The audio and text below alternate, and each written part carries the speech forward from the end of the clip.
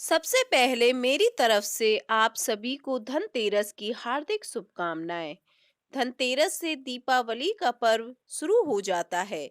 इस पर्व के मौके पर जहां सोना और चांदी खरीदना शुभ माना गया है, वहीं इस दिन धन के देवता कुबेर और देवताओं के चिकित्सक धनवंतरी महाराज की खास पूजा का भी प्रावधान है। वहीं इस दिन यम की पूजा भी होती है। कहते हैं कि इस दिन की गई पूजा से व्यक्ति यम के द्वारा दी जाने वाली यातनाओं से मुक्त हो जाता है। हिंदू धर्म में धनतेरस को यश, वैभव और कीर्ति, सुख, समृद्धि का प्रतीक माना जाता है। धनतेरस की शाम को दीपदान किए जाते हैं और कहते हैं ऐसा करने से यमराज प्रसन्न होते हैं। इससे व्यक्ति की अकाल मृत्यु नहीं होती। लेकिन इस दीप जलाने का तरीका इस दिन आम दिनों से अलग होता है। वैसे तो धनतेरस की शाम को मुख्य द्वार पर 13 और घर के अंदर भी 13 दीप जलाने होते हैं। ये काम सूरज डूबने के बाद किया जाता है। लेकिन यम का दिया परिवार के सभी सदस्यों के घर आने और खाने पीने के बाद सोते समय जलाया जाता है। इस दीप को जलाने के लिए पुराने दीपक का इस्तेमाल किया जाता है। उसमें सरसों का तेल डालें और रुई की बत्ती बनाएं। घर से दीपक जलाकर लाएं और घर से बाहर उसे दक्षिण की ओर मुख करके नाली या कूड़े के ढेर के पास रख दें। यह भी ना हो तो दक्षिण दिशा की ओर रख दें। साथ में जल भी चढ़ाएं और बिना उस दीपक को देखे घर आ जाएं। धनतेरस का दीपदान घर की लक्ष्मी को करना चाहिए। इस दिन किसी भी धातु के बर्तन खरीदें और उसमें मिठाई भरकर ही घर में प्रवेश करें और धनवंतरी, कुबेर, लक्ष्मी, गणेश जी को भोग लगाएं। माना गया है कि इस तरह पूजा करने और यम का दीपक जलाने से घर के लोग रोग, विपदाओं और दरिद्रता से दूर रहते हैं। वहीं ऐसा भी मानते हैं कि सोने, चांदी या पीतल के बर्तन खरीदने से घर में सौभाग्य, सुख, शांति और स्वास्थ्य का वास होता है। पीतल भगवान धन्वंतरी का धातु है, इसलिए पीले रंग के धातु इस दिन खरीदना शुभ होता है। जब हम घर में प्रवेश कर रहे होते हैं तो दरवाजे पर ही उस बर्तन में गेहूं या चावल के दाने डाल लेने चाहिए। खाली बर्तन लेकर अंदर प्रवेश नहीं करना चाहिए। प्रयास यह रहता है कि यह दीपक रात भर जलता रहे, बुझे नहीं। यह दीपक क्या है, इसका क्या रहस्य है, इसके संबंध में एक रोचक और सुंदर पुराण कथा मिलती है। बहुत समय पहले की बात है। एक हंसराज नामक एक प्रतापी राजा रहता था। एक बार वह अपने मित्रों, सैनिकों और अंगरक्षकों के साथ जंगल में शिकार खेलने गया। संयोग से राजा सबसे बिछुड़कर अकेला रह गया और भटकते हुए एक अन्य राजा हेमराज के राज्य में पहुंच गया। हेमराज ने थके हारे हंसराज का भव्य स्वागत किया। उसी रात हेमराज के यहाँ पुत्र जन्म हुआ।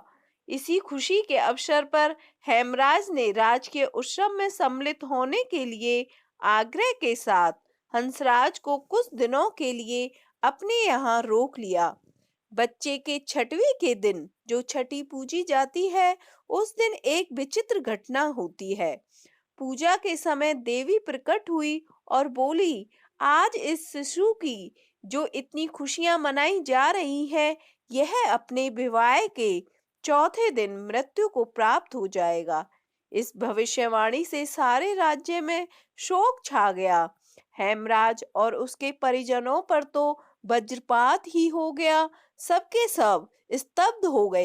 इस शोक के समय हंसराज ने राजा हेमराज और उसके परिवार को ढांढस बंधाया, हिम्मत दी। मित्र, आप तनिक भी विचलित ना हो। इस बालक की मैं रक्षा करूंगा। संसार की कोई भी शक्ति इसका बाल बांका नहीं कर सकती। हंसराज ने यमुना के किनारे एक भूमिगत किला बनवाया और उसी के अंदर राजकुमार के पालन पोषण की व्यवस्था कराई। इसके अतिरिक्त राजकुमार की प्राण रक्षा के लिए हंसराज ने सुयोग के ब्राह्मणों से अनेक तांत्रिक अनुष्ठान, यज्ञ, मंत्र जाप आदि की भी व्यवस्था करा रखी थी। धीरे धीरे राजकुमार युवा हुआ, उसकी सुंदरता, तेजस्विता की चर्चा सारी जगह फैल गई। राजा हंसराज के कहने से हेमराज ने राजकुमार का विवाह भी कर दिया। जिस राजकुमारी से युवराज का विवाह हुआ वह साक्षात लक्ष्मी लगती थी। ऐसी सुंदर वर वधू की जोड़ी जीवन में किसी ने ना देखी थी। विधि का विधान। विवाह के ठीक चौथे दिन यम के दूत राजकुमार के प्राण हरण करने आ पहुंचे। अभी राज्य में मांगलिक समारोह चल ही रहा था। राज परिवार और प्रजाजन खुशियां मनाने में मग्न थे। राजकुमार और राजकुमारी की छवि देखकर यमदूत भी विचलित हो उठे, किंतु राजकुमार के प्राण हरण का अप्रिय कार्य उन्हें करना ही पड़ा। यमदूत जिस प्रकार राजकुमार के प्राण लेकर चले, उस समय ऐसा हाहाकार मचा और दारुण दृश्य उपस्थित हुआ जिससे द्रवित होकर दूत भी स्वयं रोने लगे। इस घटना के कुछ समय पश्चात एक दिन यमराज ने प्रसन्न मुद्रा में अपने दूतों से पूछा, दूतों, तुम सब अनंत काल से पृथ्वी के जीवों का प्राण हरण करते आ रहे हो। क्या तुम्हें कभी ऐसे किसी जीव पर दया आई और मन में यह विचार उठा कि इसे छोड़ देना चाहिए? यम के दूत एक दूसरे का मुंह देखने लगे। यमराज ने उनके संकोच को भांपकर उन्हें उत्साहित किया, झिझोड़ा, अगर ऐसा प्रसंग आया हो तो निर्भय होकर बताओ। इस पर एक दूत ने सिर झुकाकर निवेदन किया, मृत्युदेव, ऐसा प्रसंग तो कम ही आए हैं, किंतु एक घटना अवश्य हुई है जिसकी स्मृति मुझे आज भी विहल कर देती है। यह कहते हुए दूत हेमराज के पुत्र के प्राण हरण की घटना सुना दी। इस दुखद प्रसंग से यमराज भी विचलित हो उठे। इसे लक्ष्य करके दूत बोला, नाथ, क्या कोई ऐसा उपाय नहीं है जिससे इस प्रकार की अकाल मृत्यु से प्राणियों को छुटकारा मिल जाए?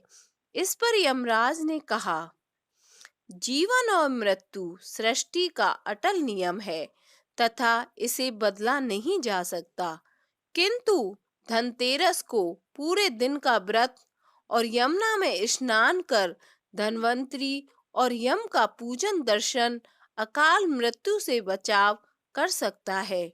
यदि यह संभव ना हो तो संध्या के समय घर के प्रवेश द्वार पर यम के नाम का एक दीपक प्रज्वलित करना चाहिए।